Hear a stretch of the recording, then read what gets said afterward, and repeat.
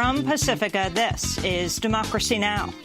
There's something really terrible and disgusting about that if that were the case. So we're going to have to see.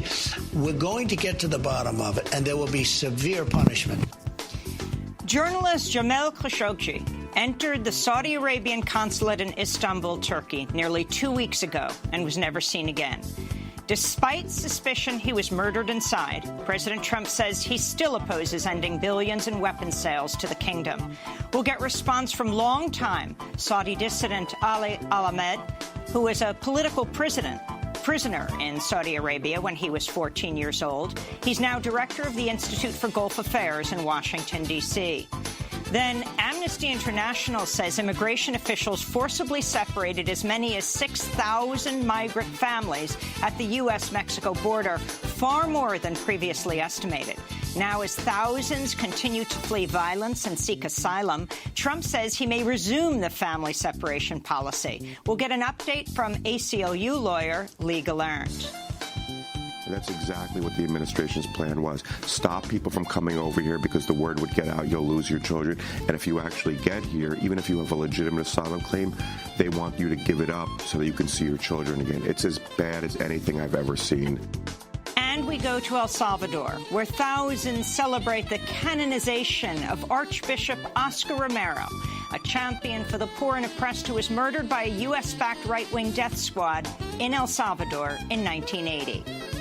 It is wonderful that together with Pope Paul VI and the other new saints today, there's Archbishop Romero, who left the security of the world, even his own safety, in order to give his life, according to the gospel, close to the poor and to his people, with a heart drawn to Jesus and his brothers and sisters. The Pope was speaking at the Vatican. We'll speak with human rights lawyer Matt Eisenbrandt, author of Assassination of a Saint, the plot to murder Oscar Romero, and the quest to bring his killers to justice. All that and more coming up. Welcome to Democracy Now!, democracynow.org, The War and Peace Report. I'm Amy Goodman. Saudi Arabia will allow Turkey to search its consulate in Istanbul Monday afternoon, nearly 2 weeks after the prominent journalist and Washington Post columnist Jamal Khashoggi entered the consulate in October 2nd, and has not been seen since. This news comes amidst mounting international demands that Saudi Arabia explain the shocking disappearance after Turkish officials accused the Saudis of assassinating Khashoggi, dismembering him, and smuggling body parts out of the consulate. In an interview with CBS's 60 Minutes, President Trump said Saudi Arabia would suffer severe consequences if they were found responsible. But Trump repeatedly said over the weekend he opposes ending U.S. weapons sales to the kingdom, which he claims are worth $110 billion to U.S. companies. Well, there are many other things we could do, but when we take away $110 billion of purchases from our country, that hurts our workers, that hurts our factories, that hurts all of our companies. You know, you're talking about 500,000 jobs. So we do that, we're really hurting our country a lot more than we're hurting Saudi Arabia. Over the weekend, Dick Durbin, the Senate's number 2 Democrat, called on Trump to cancel the U.S. arms deal with Saudi Arabia. Some Republicans appear open to the idea. This is Republican Senator Marco Rubio of Florida speaking on NBC's Meet the Press. If this is proven to be true, there is going to be a response from Congress. It's going to be nearly unanimous. It's going to be swift, and it's going to go pretty far. And that could include arms sales, but it could include a bunch of other things as well. Top executives at J.P. Morgan Chase, Ford, Uber, Viacom, the New York Times and other companies have pulled out of a planned investors conference in Saudi Arabia next week, nicknamed Davos in the Desert. U.S. Treasury Secretary Steven Mnuchin, whose department enforces U.S. sanctions, still plans to attend, despite criticism from Congress members and senators of both parties. We'll have more on the disappearance of Jamal Khashoggi after headlines. In Yemen, at least 19 people were killed and another 30 injured Saturday as a U.S.-backed Saudi-led airstrike struck a convoy of buses full of civilians fleeing an assault on Yemen's port city of Hodeidah. Among the dead, women and children, including 5 members of the same family. A similar U.S.-backed assault on Yemen in August killed 51 people, including 40 school children. The United Nations has warned the Saudi-led bombing campaign has brought 13 million people to the brink of starvation, as Yemen's food crisis could soon become the world's worst famine in a century. Back in the United States, President Trump is traveling to Georgia and Florida today to tour devastation left behind after Hurricane Michael hit the Florida Panhandle last week as one of the most powerful storms ever to strike the U.S. mainland. The hurricane left 13 people dead in Central America. The death toll in the U.S. has reached 19, with another 46 people missing and unaccounted for in Mexico Beach, Florida, where entire blocks of houses were flattened by the storm. On Sunday, President Trump once again questioned the overwhelming scientific consensus that human activity is driving global temperatures higher and leading to more powerful storms. This is Trump being questioned by Leslie Stahl in his CBS 60 Minutes interview. Do you still think that climate change is a hoax?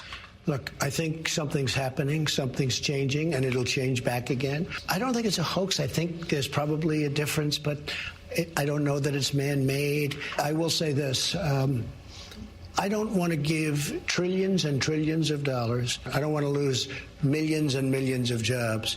I don't want to be put at a disadvantage.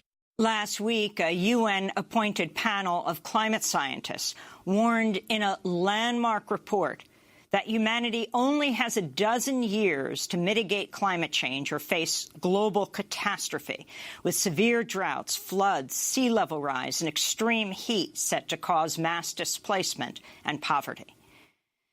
The Senate has confirmed the lawyer who defended oil giant BP from lawsuits over the 2010 Deepwater Horizon oil spill as the Trump administration's top environmental lawyer, Jeffrey Bossert Clark, was approved on a 52-45 vote Thursday after Democrats Joe Manchin and Claire McCaskill sided with Republicans to appoint him as Assistant Attorney General for Environment and Natural Resources. Clark has repeatedly challenged the science of climate change, calling it contestable.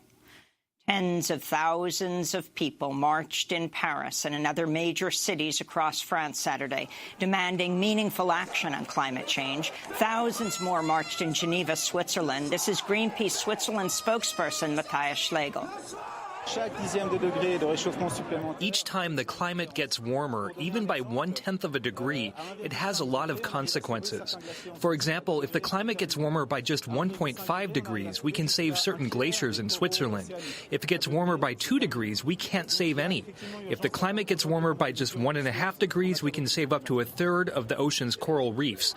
If it gets warmer by 2 degrees, we can't. In Somalia, a pair of suicide bombers struck in the southern Somali city of Baidoa on Saturday, killing 20 people and wounding 40 others. The militant group Al-Shabaab claimed responsibility for the blast, which targeted 2 restaurants frequented by government soldiers.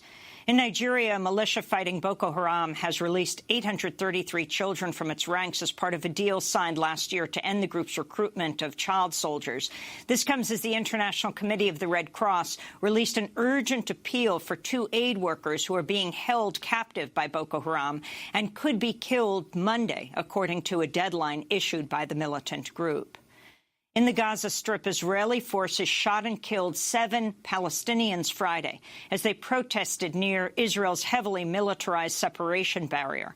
Gaza's health ministry reported more than 250 others were wounded as Israeli troops opened fire with live ammunition on some 15,000 Palestinians who joined weekly Great March of Return protests. The latest deaths bring the number of Palestinians killed to over 200 since the protests began in March. In western Turkey, at least 22 migrants died and 13 others were injured Sunday after a truck they were riding in crashed through a barrier and landed in an irrigation canal. The migrants had reportedly arranged for traffickers to take them by boat to the nearby Greek island of Samos, where they hoped to apply for asylum in the European Union.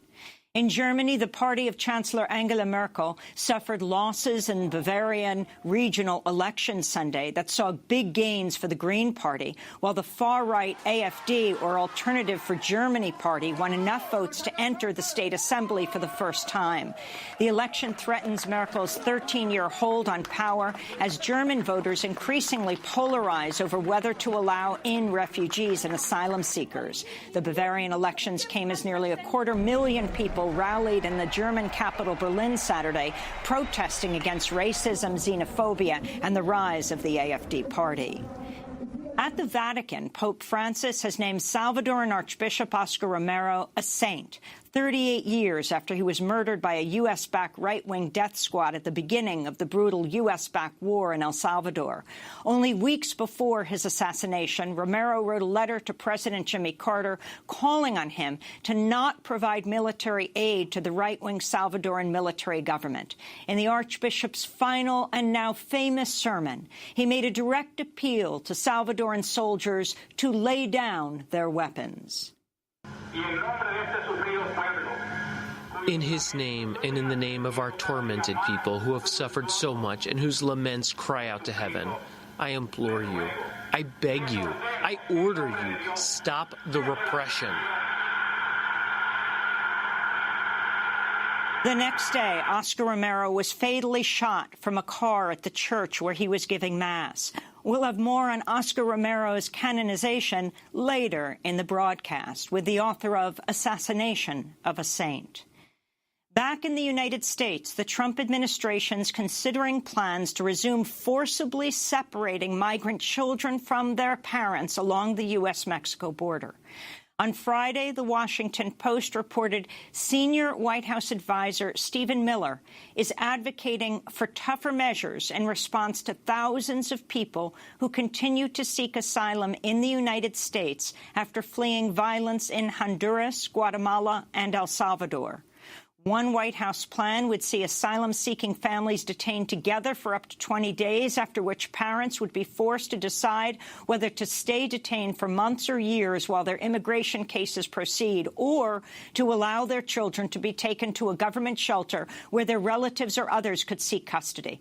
We'll have more on Trump's family separation policy later in the broadcast.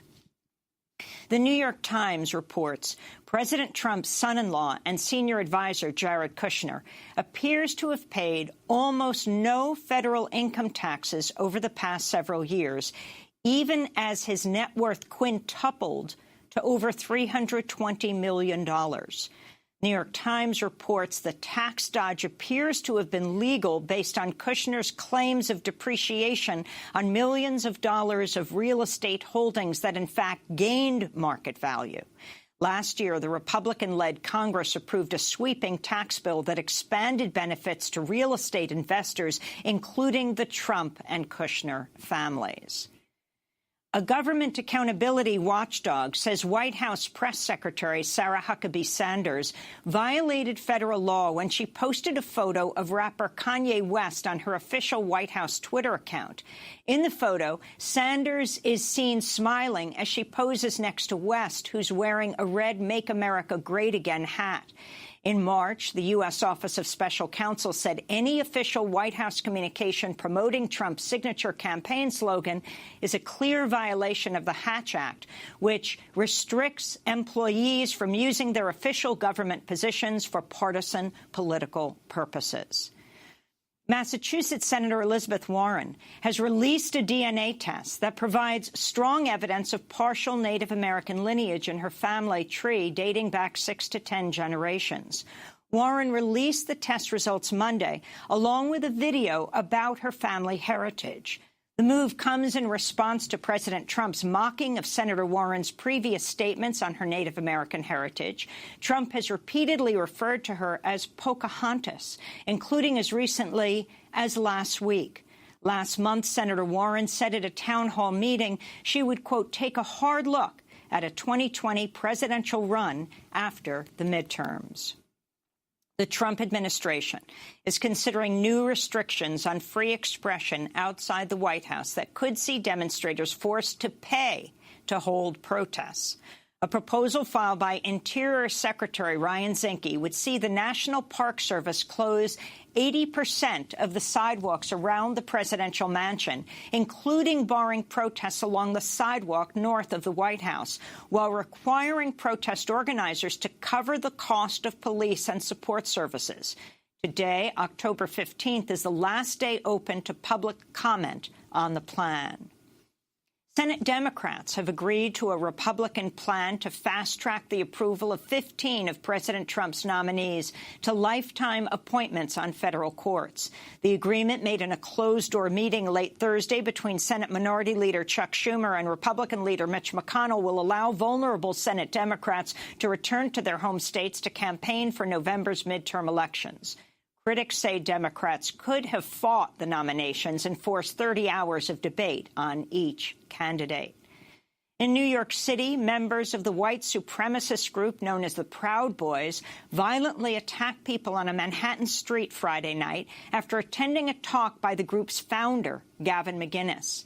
In video captured of the incident, dozens of members of the extremist group can be seen kicking and punching anti-fascist protesters while shouting homophobic expletives. The Southern Poverty Law Center classifies the Proud Boys as a hate group, and some of its members participated in the deadly Unite the Right rally in Charlottesville last August. And in Washington, D.C., Episcopal church leaders have interred the ashes of gay college student Matthew Shepard in the National Cathedral. In 1998, Shepard, who was just 21 years old, was lured from a Laramie, Wyoming bar, robbed for $20 cash, lashed to a fence, bludgeoned in the head with a pistol, and left to die on the prairie. His killing shocked the conscience of the nation and spurred the LGBTQ rights movement. In 2009, Congress passed the Matthew Shepard Act, which expanded hate crimes laws to cover those targeted over their sexual orientation. And those are some of the headlines. This is Democracy Now!, democracynow.org, the War and Peace Report. I'm Amy Goodman. Saudi Arabia will allow Turkey, they say, to search its consulate in Istanbul Monday afternoon, nearly 2 weeks after prominent journalist, Washington Post columnist Jamal Khashoggi disappeared after entering the consulate October 2nd. He has not been seen since. This news comes amidst mounting international outcry that Saudi Arabia explained Khashoggi's shocking disappearance after Turkish officials accused the Saudis of assassinating Khashoggi, dismembering him, and smuggling his body parts out of the consulate. In an interview with CBS's 60 Minutes, Trump said Saudi Arabia would suffer severe consequences if it was found responsible, but he has repeatedly said he opposes ending U.S. weapons sales to the kingdom, which he claims are worth $110 billion to U.S. weapons manufacturers. There's a lot at stake, and maybe especially so because this man was a reporter. There's something, you'll be surprised to hear me say that, there's something really terrible and disgusting about that if that were the case. So we're going to have to see. We're going to get to the bottom of it, and there will be severe punishment. The Saudi Foreign Ministry has responded to Trump's threats, saying if it, quote, receives any action, it will respond with greater action. The Saudis deny Khashoggi was killed in their consulate. Over the weekend, Dick Durbin, the Senate's number 2 ranking Democrat, called on Trump to cancel the U.S. arms deal with Saudi Arabia. Some Republicans appear open to the idea. This is Republican Senator Marco Rubio of Florida speaking on NBC's Meet the Press. What I do think is shocking is if, in fact, he was lured into a diplomatic facility, murdered, his body chopped up, and that they sent a group of people down there to carry this out. That would be an outrage. It would be an atrocity, and there would be a swift response, certainly from Congress. Top executives at J.P. Morgan Chase, Ford, Uber, Viacom, the New York Times, and other major companies have pulled out of a planned investors conference in Saudi Arabia next week, nicknamed Davos in the Desert. But U.S. Treasury Secretary Steven Mnuchin, whose department enforces U.S. sanctions, has not announced plans to pull out. This comes as the United Nations reports Yemen could face the worst famine in 100 years if the U.S.-backed Saudi-led coalition does not halt airstrikes. 3/4 of Yemenis, some 22 million people, are dependent on international aid, with an estimated 8.4 million people on the brink of starvation. For more, we go to Washington, D.C., where we're joined by Ali Al-Ahmed, a Saudi dissident. He's the founder and director of the Institute for Gulf Affairs, was a political prisoner himself in Saudi Arabia when he was just 14 years old, the youngest political prisoner at that time. We welcome you back to Democracy Now! Can you start off by talking about what we know at this point? I mean, what is public knowledge, what Washington Post, New York Times, Al Jazeera, the Turkish government has talked about so far is that on October 2nd, Jamal Khashoggi goes into the Saudi consulate in Istanbul. He had originally gone into the Saudi embassy in Washington, D.C. He was told to go to the one in Turkey. He was applying for marriage papers. His fiancée is Turkish. She waited outside for him in Istanbul. He went to the Turkish consulate. They told him to come back a week later. He flew out, went to a meeting, a conference in London, flew back. And it was then on October 2nd, as she waited outside and would wait for many, many hours that day outside the consulate, he walked inside. That is the last time we have seen video, closed-circuit TV, of Jamal Khashoggi. Talk about what is known after that point, Ali Al-Ahmed. What we have known from the Turkish sources, and that these are my sources close to the government and close to the investigation, is the person I spoke to is the person who actually heard the audio of the murder, and he said that everything is clear. And the Turkish government was supposed to release it, but they're maybe negotiating with the Saudis. And it shows the collection of videos and the audio specifically shows the Mr. Khashoggi was killed just hours after he entered the consulate and then dismembered. And the audio shows who actually did the work or this gruesome act, this ISIS-style murder. And then the body parts were distributed in different bags and then moved to the house of the consulate and other places. And maybe some were taken out of the country as well. So you are looking at very convincing evidence of this murder happening inside the Saudi consulate, with the knowledge of the consular himself and those 15 Saudis who flew in on Saudi royal jets to carry the work, and they did not cover their tracks very they didn't try. They wanted this message to be known. They wanted to the world and their followers specifically, given that Mr. Khashoggi was a loyalist and continued to be a supporter of the monarchy. He was only critical of the crown prince. They wanted to send this gruesome message that if you oppose us, if you criticize us, we will do this to you in public. Remember, in Saudi Arabia, every week the Saudi government carries out these public executions that they don't need to do in the street, but to cut people and behead them in the street is intended to spread fear among the population. And what happened to Mr. Khashoggi is just another example. It's almost a public beheading of a loyalist turned critic to scare those loyalists in the palace from doing the same. And that message is intended, and premeditated murder of Khashoggi is intended to do that effect. And the West and the international community in general has enabled this by supporting this dictatorship for 60 years.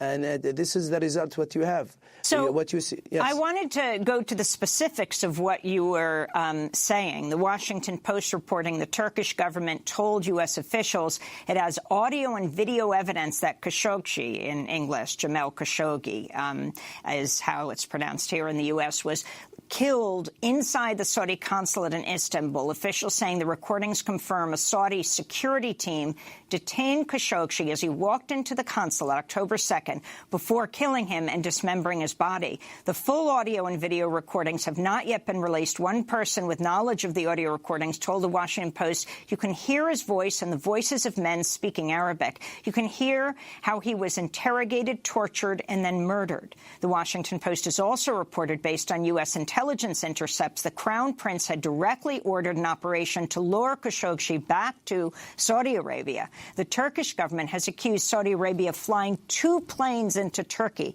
carrying a 15-man assassination squad to carry out the murder. One of the Saudi men was reportedly a forensic expert known for pioneering rapid and mobile autopsies. Turkish officials say the men used a bone saw to dismember Khashoggi's body before smuggling body parts out of the consulate.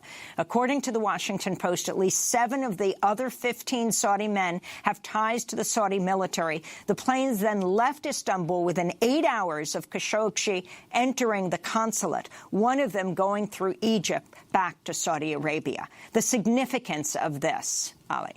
Yeah, the one flew through Egypt and one flew through the UAE.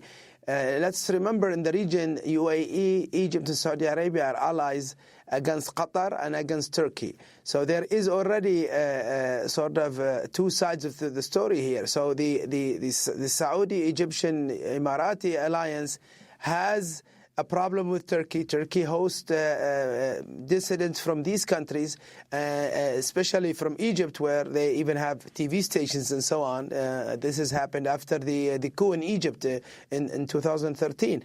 There is an intention to have this split and increasing clash with Turkey, with these countries, and I think that's why they chose Turkey. You are absolutely right. My information so far indicates that Mr. Khashoggi, who lives in Washington, did try to get these papers done in the Washington, and he could have in normal circumstances, but he was told to go to Turkey, and that was, that indicates that the embassy here and the ambassador here is somewhat involved in this murder, and that's why I don't think the U.S. government should let him come back again.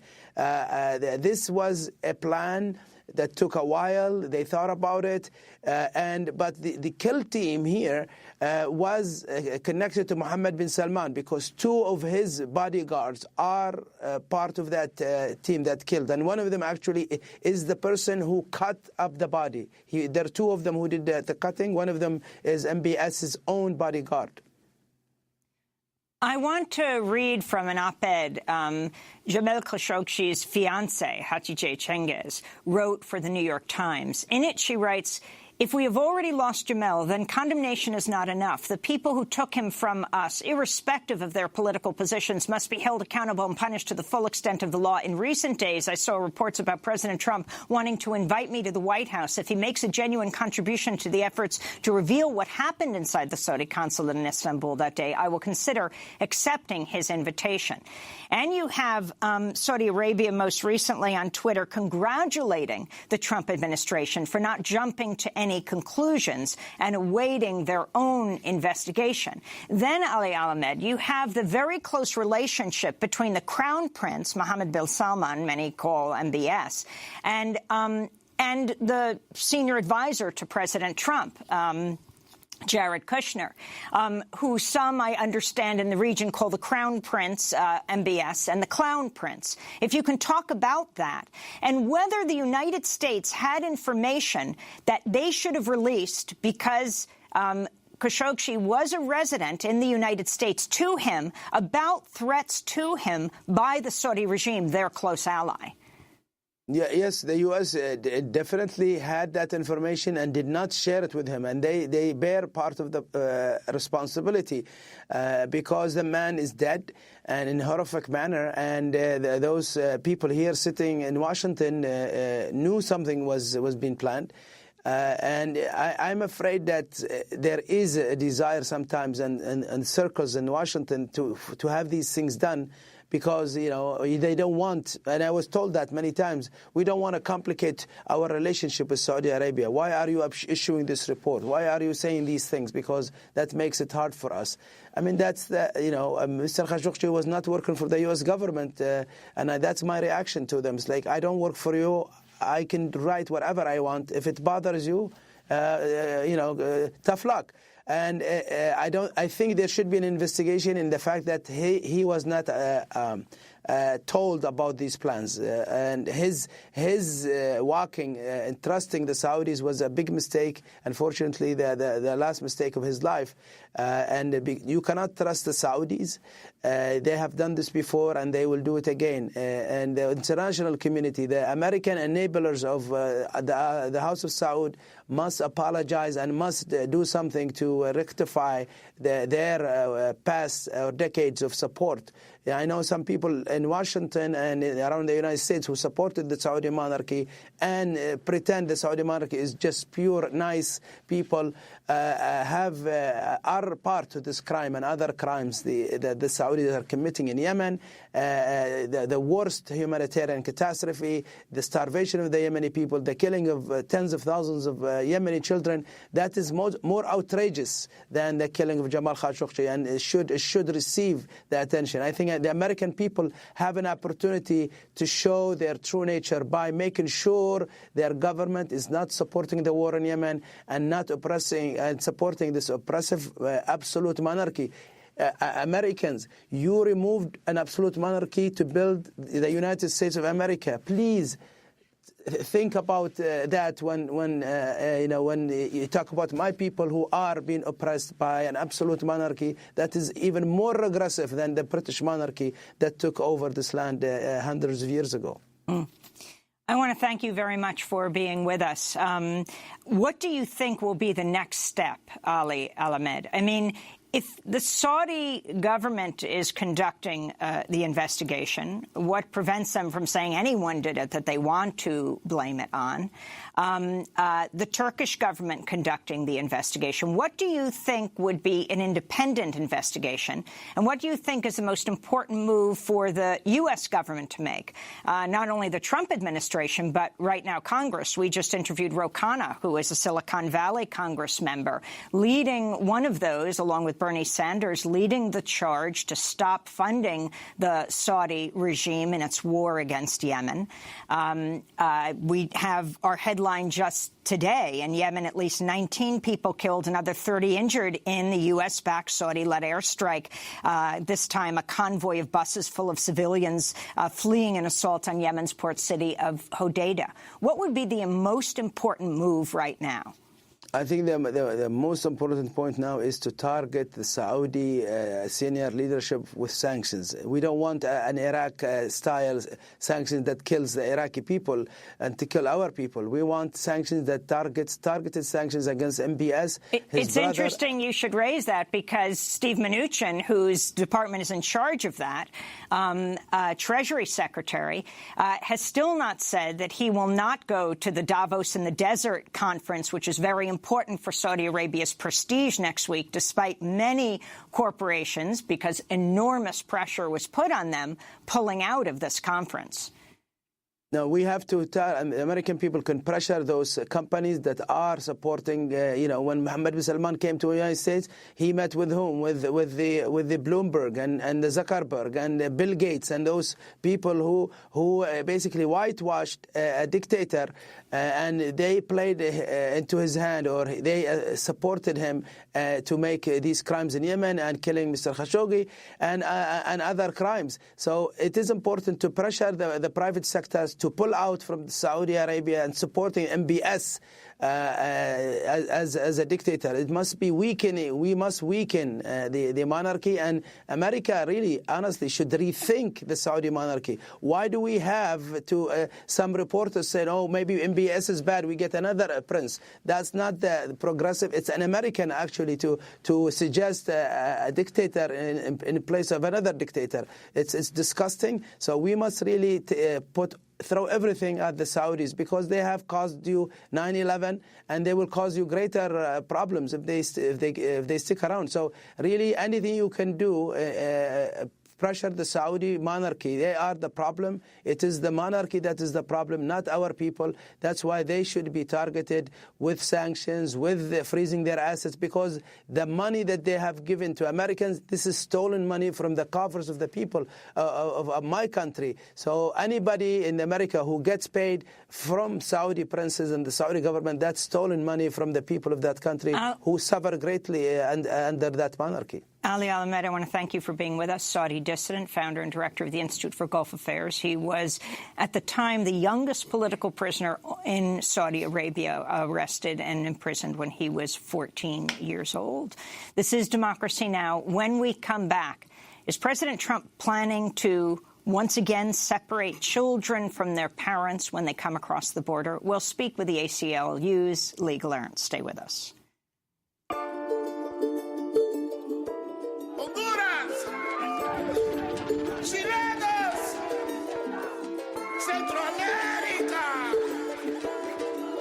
Vamos todos juntos, señores.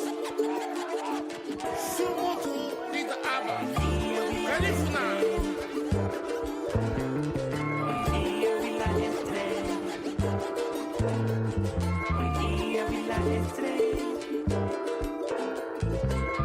Sumutu dita aba. Ella no me como en la oscuridad. Despierto sonriendo pensando en ella y eso me trae más felicidad. Viene otro día, nueva conquista, el corre camino ni me va a parar. Parece mentira, caricatura para la pantalla, pero esto es real.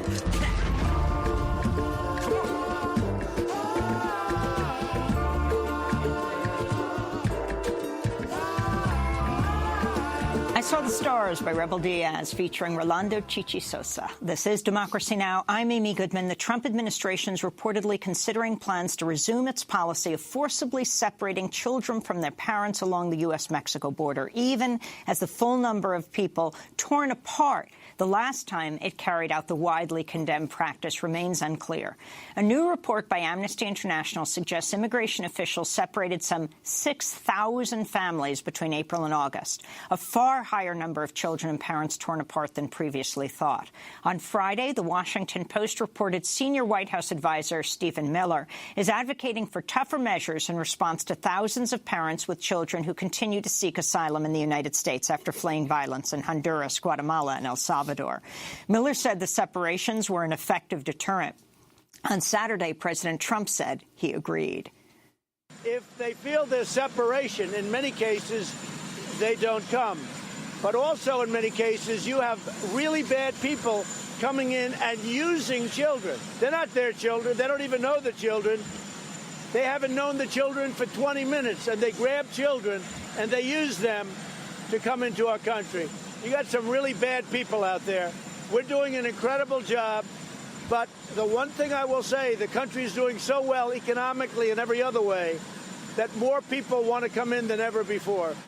Trump administration officials are now considering plans to detain asylum-seeking families together for up to 20 days, then force parents to choose to either stay detained together for months or years while their immigration case proceeds, or allow their children to be taken to a government shelter where their relatives or others can seek custody.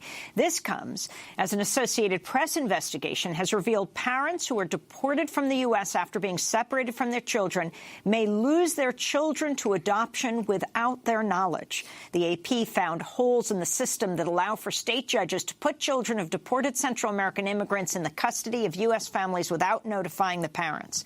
Meanwhile, a tent city in the desert outside El Paso, Texas, that was set up to hold migrant children has expanded its capacity by nearly 10 times since it opened in June and now has the capacity of nearly 4,000 beds. For more, we're joined by Lee Gallant, Deputy Director of the ACLU Immigrant Rights Project, the lead lawyer on the ACLU's national challenge to the Trump administration's family separation practice, also presented the first challenge to President Trump's travel ban order, known as the Muslim ban. His argument resulted in a nationwide injunction. Welcome back to Democracy Now! Thanks for having me. It's great to have you with us. We've been trying for a while. I know you've been traveling back and forth around the country, particularly in California, where you were intimately involved with the negotiations around getting these kids back together with their parents to meet the judge's deadline. Right. But many were not brought back We together. still haven't got them all back. And what are the numbers? You know, the numbers are shifting because the government's numbers are shifting. We believe there is somewhere between 100 and 200 kids who still need to be reunited. And that's the crazy thing about it, is that they are talking about a new family separation policy, haven't even got all the children back together from the first separation policy. These kids are so traumatized. Little children are going to be potentially permanently traumatized. And now they're talking about it having new family separation. There is going to be such an outcry, just like there was the first time, maybe bigger. We'll be back in court. I mean, I cannot believe that they're actually talking about another family separation. How is it possible to do it? I mean, after you have the judge's ruling they have to be reunited, isn't this defying the courts? Well, so what they're going to do is tweak it a little bit and say this is different. Whatever they want to call it, we'll be back in court. And what about Amnesty's numbers saying, in fact, 6,000 families were separated? We have been concerned for a while that there may have been more families separated than the government was revealing. I don't know whether Amnesty's numbers are exactly correct or not. We'll have to see. What we're waiting for is the government to respond. All the government's doing is sort of categorically denying and saying it's inaccurate. We need more specifics, and we will keep pressing the government on those specifics and wait to see. We have no reason to distrust Amnesty's numbers, but we'd like to see the government respond specifically to them. So you talk about, for example, several hundred children right now. So where are they? They are in government facilities in the U.S. The biggest bulk, what we've been fighting now for about 8 weeks, is they deported roughly 400 parents without their children. So those parents are all over the world, largely in Central America. So we have been trying to track those parents, to find them, to ask them, what do you want to do? These are your legal options. And I was in Guatemala a few weeks ago talking to some of the parents.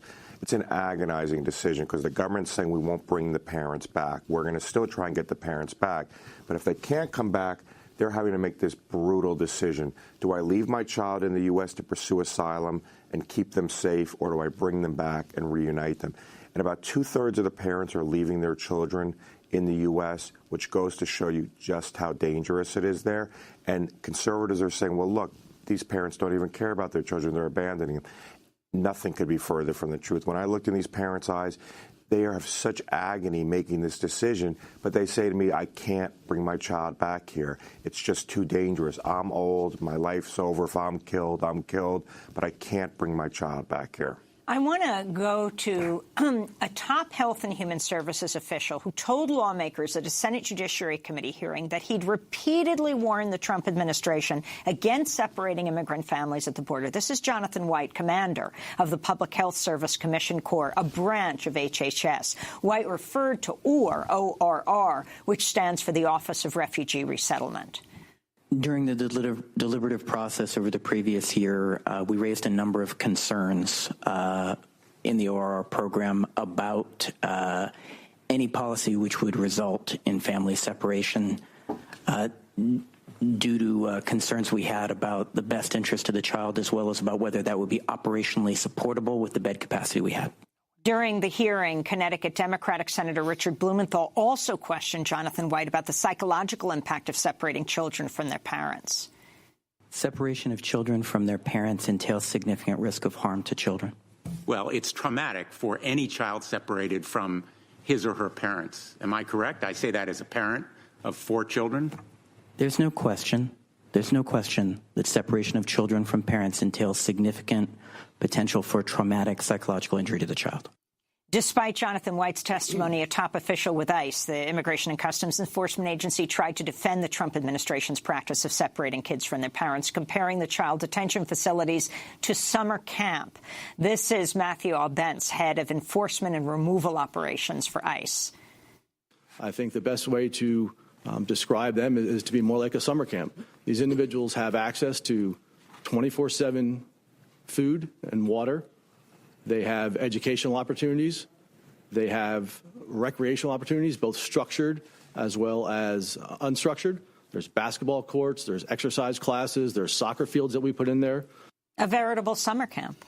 Right. I think when we see the administration's own kids going to those summer camps, we'll know that they're really summer camps. But I'm so glad you played that clip of Commander White talking about the trauma, because in some ways it's just starting, or the next phase is just starting. These kids are so badly, and the government's doing nothing to provide trauma relief. We are going to try to get doctors to see all these children pro bono. But the children, I mean, when I talked to a mother who had a 4- and 10-year-old separated, the 4-year-old just keeps asking her, now that they're reunited, are they going to come and take me away again? I mean, that's the vulnerability that's set in for all these children. The government's trying to stop or expand the 20-day limit on parents and kids that are imprisoned. Right. So what they're basically saying is, oh, you have a choice. You can keep your child with you in essentially immigration jail, or you can lose your child and let your child go out. I mean, that's no choice at all, right? And so the government knows very well they have another choice, which is to release the family under supervision, even if they want to take the harsh step of putting ankle bracelets on.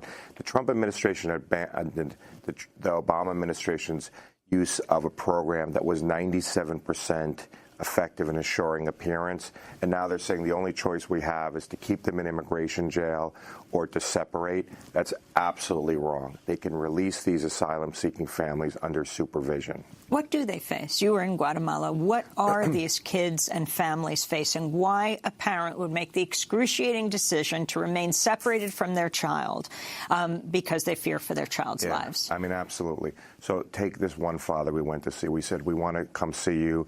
We'll see you anytime during the day. He said, I can't get off work. We said, fine, we'll come at night. He said, no, the gangs closed down the town, have a curfew. I'm not allowed out of my house. You certainly can't come here. I mean, that's the kind of danger these families are in.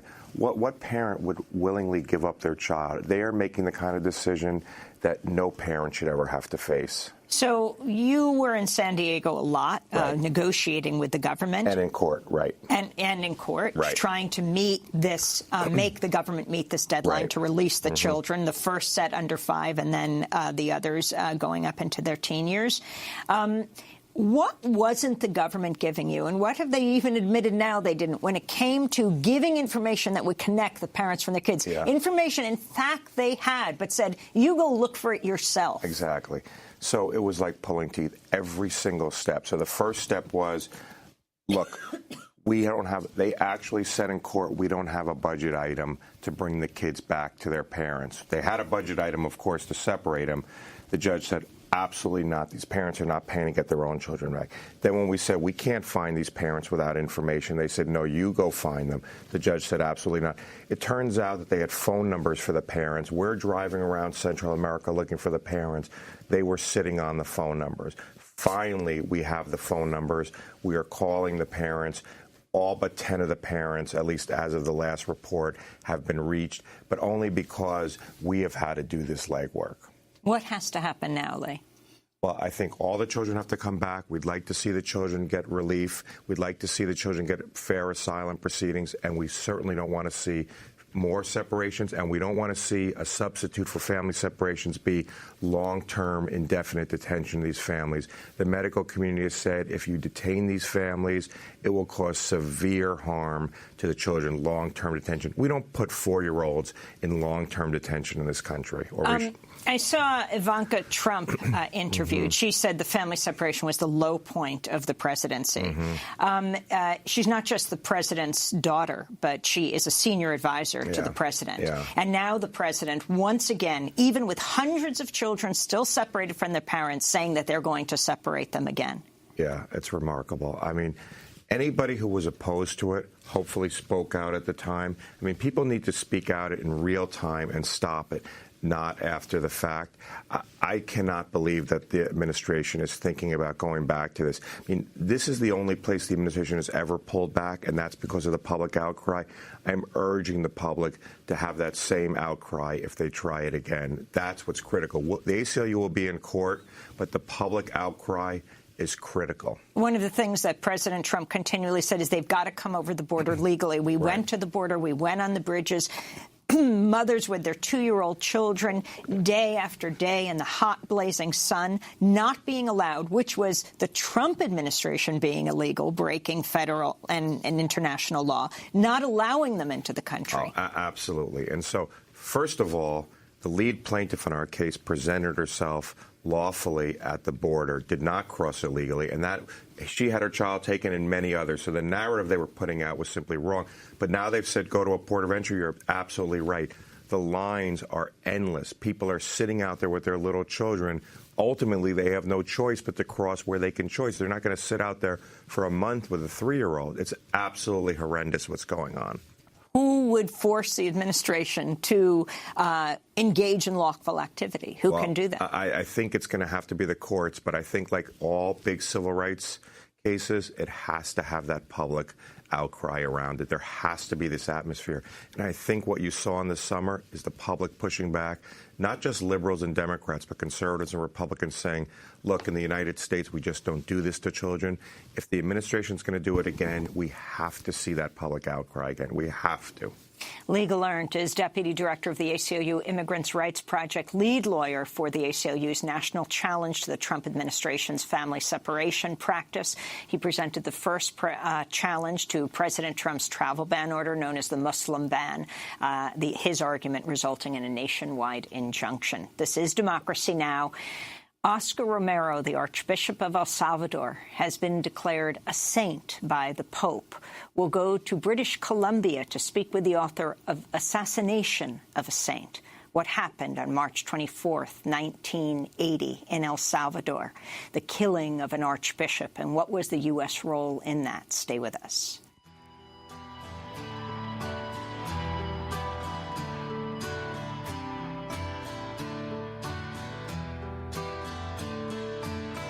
A martyr's death is a grace of God that I do not believe I deserve. But if God accepts the sacrifice of my life, let my blood bring liberty. Let my blood be a seed of freedom. Let my blood be a seed. Let my blood be a seed of freedom. Let my blood be a seed. Let my death, if accepted by God, be for my people's liberty. Romero by The Project. This is Democracy Now! I'm Amy Goodman. We end today's show with the canonization of Salvadoran Archbishop Oscar Romero. Archbishop Romero was a champion for the poor and oppressed who was murdered by a U.S.-backed right-wing death squad March 24th, 1980. It was the beginning of the brutal U.S.-backed war in El Salvador. On Sunday, Pope Francis made Romero a saint, along with Pope Paul VI and 5 others, wearing the blood-stained rope belt that Romero wore when he was assassinated. Pope Francis, who's originally from Argentina, was praising Romero for disregarding his own life to be close to the poor and to his people. It is wonderful that together with Pope Paul VI and the other new saints today, there's Archbishop Romero, who left the security of the world, even his own safety, in order to give his life, according to the gospel, close to the poor and to his people, with a heart drawn to Jesus and his brothers and sisters. Only weeks before his assassination, Archbishop Romero wrote a letter to President Jimmy Carter calling on him not to provide military aid to the right-wing Salvadoran military government. Then, in the Archbishop's final and now famous sermon, he made a direct appeal to Salvadoran soldiers to lay down their weapons. In his name and in the name of our tormented people who have suffered so much and whose laments cry out to heaven, I implore you, I beg you, I order you, stop the repression. The next day, a driver and a gunman pulled up in a red Volkswagen Passat outside of the church where Archbishop Romero was giving Mass. The gunman fired a single shot from the car, killing Romero. Romero's murder was one of the most shocking of the long conflict between a series of U.S.-backed governments and leftist rebels in which thousands of dissidents and everyday civilians in Salvador were killed by right-wing and military death squads. Activists continue to call for justice in Romero's assassination. Last year, a Salvadoran judge reopened the case. For more, we're joined by Matt Eisenbrandt, human rights lawyer, author of Assassination of a Saint, The Plot to Murder Oscar Romero and the Quest to Bring His Killers to Justice. The book won the 2017 Juan y Mendez Book Award for Human Rights in Latin America. Matt Eisenbrandt served on the trial team that brought the only court verdict ever reached for Romero's murder. Welcome to Democracy Now, Matt. It's great to have you with us, joining us from British Columbia. Can you talk about what happened to Oscar Romero? Who is responsible for his assassination? Romero was killed by a death squad that was headed by Roberto Davison, who was a very important military intelligence figure in El Salvador in the late 70s, who was backed by some of the wealthiest families in El Salvador, who were very outspoken against Archbishop Romero for his condemnation of the repression that they underwrote in El Salvador. And the murder occurred, as you were just saying, a day after Romero's most strident call in his homily to stop the repression. And so this death squad carried out his murder, and Roberto Davison, rather than ending up in jail, ended up becoming one of the most powerful political figures in El Salvador throughout the 1980s. Davison's relationship with the U.S. government and with the School of the Americas at Fort Benning, Georgia, Matt Eisenbrandt? Yeah, so, I mean, there's a long history of U.S. government training of Salvadoran military officials. Davison did attend an International Police Academy in Washington, D.C., and there was some connection to the School of the Americas. Now, his training, as far as I know, was not as extensive as some of the other connections to even higher-ranking Salvadoran military figures. But certainly he did have some connections to the U.S. government, and he and his sort of political backers had close connections to politicians and political groups in Washington, D.C. And it's also important to note that that the death squad that Davison headed and other death squads in El Salvador occurred as a result of U.S. policy starting back in the 1960s of training Latin American militaries. And so there is, U.S. responsibility in terms of building up that structure that led to the death squad and the just horrific violence that occurred in El Salvador at that time. Matt Eisenbrandt, your response to the Pope making Oscar Romero a saint and what this means as thousands celebrated in El Salvador. Yeah, it's a tremendously important moment for El Salvador and for Romero's canonization took decades, and for it to finally happen and for him to be declared a saint is it cannot be overstated how important this is for El Salvador, and just really a tremendous moment. It wouldn't be regardless for El Salvador, but especially after decades of resistance to him being declared a saint, both in the Vatican and in El Salvador, for his cause to have finally overcome all of these challenges is tremendously important. But I also do make the note that as big an achievement and as important a day as it was yesterday for El Salvador, there's still a second piece, which is justice for his killers. And to this point, other than the civil lawsuit that I was involved in the United States against one of his killers, nobody has been held accountable for his killing, and no one has gone to jail in El Salvador or even been put on trial there. So there's the second, as important as the canonization was, there's now the second piece that has to be achieved after all these years.